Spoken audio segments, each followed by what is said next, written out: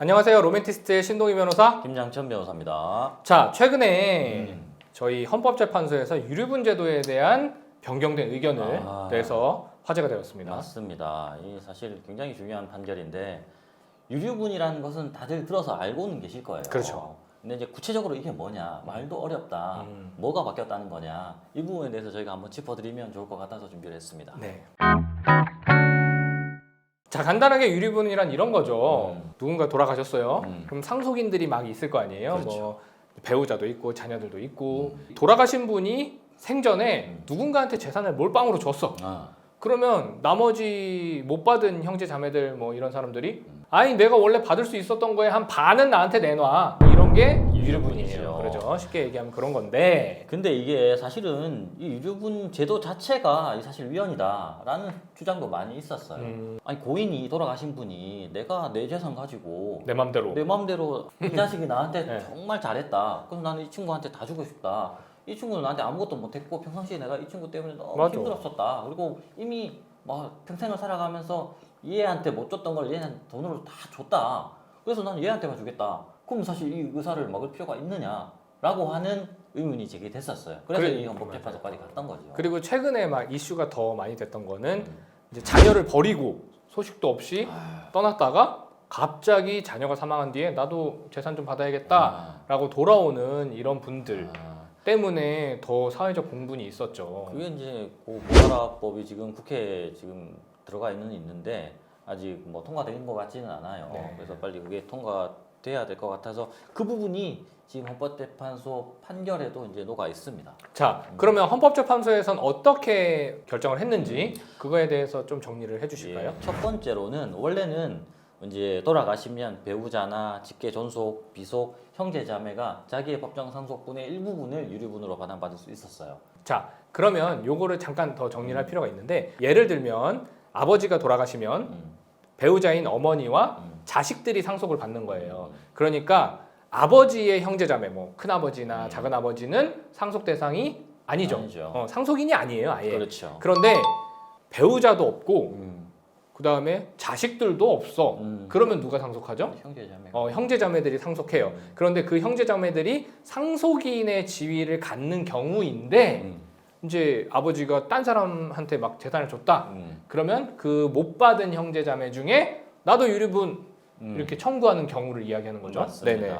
그래서 그 유류분권자가 형제자매가 있었는데 이번에는 빠졌다. 형제자매는 유류분 부족액을 청구하지 못한다. 이렇게 생각하시면 그러면 돼요. 형제자매는 상속받을 수 있는 권리까지는 인정해 주는데 상속 못 받았다고 유류분 청구까지는 하지 마라.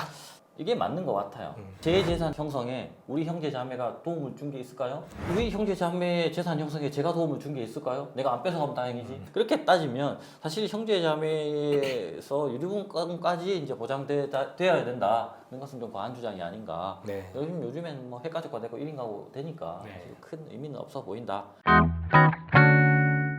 그리고 두 번째는 네. 아까 말씀하신 그런 부양하지도 않았는데 갑자기 나타나가지고 내가 유류분 권리자다 이렇게 주장하는 것도 잘못되었다.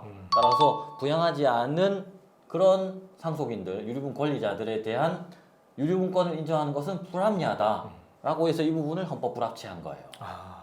그러니까 부양이라고 하는 거 보니까 적어도 부모 자식 간의 관계인 것 같아요. 그랬을 때 만약에 부모가 사망했는데 생전 연락도 안 하던 그렇지. 자식이 와서 유류분 이렇게 얘기하거나, 아니면 뭐 예를 들면 부모 중 1인이 자식을 버리고 어렸을 때 버리고 평생 연락 안 되고 살다가 갑자기 자녀가 사망하니까 나도 재산, 이런 경우에 유류분을 좀 막아야 된다. 그런 표륜적인 상속인한테까지 유류분권을 인정해 주는 것은 잘못되었다라고 해서 헌법 불합치, 이거는 헌법에 합치되지는 않는데 아직은 그 민법 규정을 그대로 적용을 해라. 어느 시기까지만 적용을 하고 그 시기 이후에는 이것을 적용하면 안 된다. 그러니까 대체되는 입법을 빨리 해라. 맞아요. 그게 그게 2025년 12월 31일까지예요. 그 사이에 만약에 국회의원들이 입법을 하지 않으면 이 조항은 상실되는 거죠. 맞습니다. 네. 입법을 반드시 해야 되겠죠. 그리고 이제 마지막 세 번째가 뭐냐면, 사실은 부모가 죽었을 때 자녀가 2명이 있다고 치면 한 명은 엄청 수발을 잘하고 봉양을 잘했어요. 한 명은 사실 어디 나가서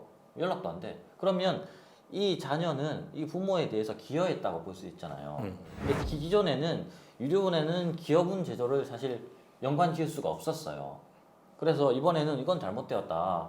이 기여한 것도 사실 인정해줘라. 유류분에서 기여분을 인정하지 않은 것은 불합리하다. 잘못되었다. 헌법 불합치다. 이렇게 판단을 한 거예요. 관련해가지고 이제 최근에 대법원 판례도 그런 게 있었어요. 사실 상속인들 중에 과거에 특별 수익으로 받은 게 있다면 사실 그것을 특별 수익으로 해서 제외할 게 아니고 그분이 특별하게 봉양한 부분이 있으면 기여분으로 인정하는 것이 맞다라는 대법원 판례가 있었거든요. 최근에 그 부분을 아마 한 번 더 명확하게 지금 짚어준 게 아닌가라는 생각이 듭니다.